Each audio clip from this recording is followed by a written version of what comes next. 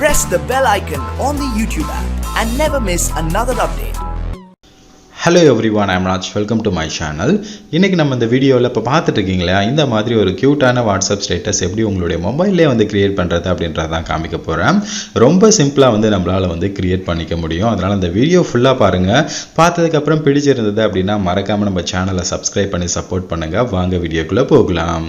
சரி, இந்த status create பண்றதுக்கு தேவையான எல்லா ஃபைல்ஸையும் நான் டிஸ்கிரிப்ஷன் பாக்ஸ்ல கொடுத்திருக்கேன். நீங்க அங்க போய்ட்டு டவுன்லோட் பண்ணிக்கங்க. முதல்ல கைன்மாஸ்டர் ஆப்பை வந்து உங்களுடைய மொபைல்ல இன்ஸ்டால் பண்ணிக்கங்க. அந்த ஆப்பை வந்து ஓபன் பண்ணுங்க.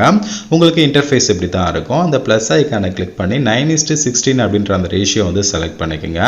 மீடியாக்குள்ள போயிட்டு பேக்ரவுண்ட் அப்படின்றத செலக்ட் பண்ணி பிளாக் பேக்ரவுண்டை கொடுத்துக்கங்க.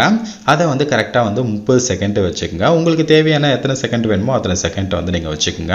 அகைன் லேயருக்குள்ள போயிட்டு மீடியாவை செலக்ட் பண்ணுங்க. உங்களுக்கு பிடிச்ச இமேஜை வந்து நீங்கள் இந்த இடத்துல வந்து செட் பண்ணிக்கோங்க. அதை வந்து நம்ம ஃபுல் சைஸ்க்கு வச்சுக்கலாம்.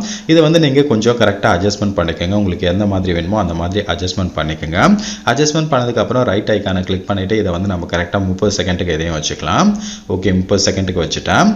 நெக்ஸ்ட் வந்து பார்த்தீங்கன்னா அகெயின் அந்த லேயர் ஆப்ஷனை வந்து கிளிக் பண்ணுங்க. மீடியாக்குள்ளே போயிட்டு இந்த எஃபெக்ட் ஃபைலையும் நான் கொடுத்துருக்கேன். அதை நீங்கள் டவுன்லோட் பண்ணியிருப்பீங்க. அதை இந்த இடத்துல இன்சர்ட் பண்ணி இதையே நம்ம ஃபுல் சைஸ் வச்சுக்கலாம்.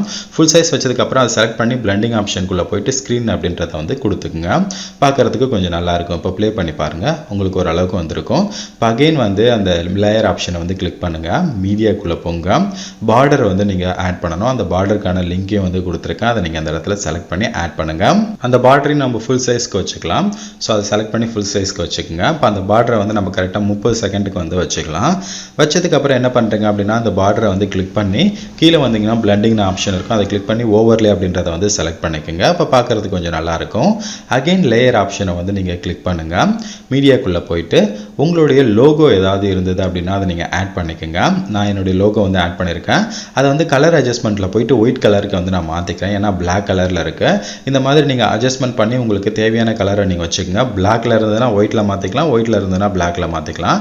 சரி, இந்த மாதிரி மாற்றியாச்சு. இப்போ அதை வந்து கரெக்டாக ஏதாவது ஒரு கார்னரில் வந்து நான் ஃபோக்கஸ் பண்ணி வச்சுக்கிறேன். ஓகே, அதை நான் கரெக்டாக ஒரு கார்னரில் வச்சு அட்ஜஸ்ட்மெண்ட் பண்ணிக்கிறேன். ஓகே, கரெக்டாக வந்து வச்சுட்டேன். அகைன் நான் வந்து அந்த லோகோவையும் நான் வந்து 30 செகண்டுக்கு வந்து வச்சுக்கிறேன். ஓகே, வச்சதுக்கப்புறம் லோகோ செலக்ட் பண்ணி பிளண்டிங் ஆப்ஷனுக்குள்ளே போயிட்டு ஓவர்லே அப்படின்றத வந்து நான் கிளிக் பண்ணிக்கிறேன். பார்க்குறதுக்கு கொஞ்சம் நல்லாயிருக்கும்.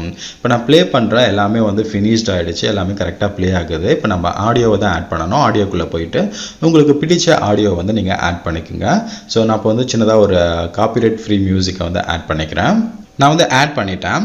இப்போ வந்து ஃபைனலாக ஒரு டைம் வந்து இந்த வீடியோ வந்து நம்ம ப்ளே பண்ணி பார்க்கலாம் எல்லாமே கரெக்டாக இருக்கான்னு சொல்லிட்டு.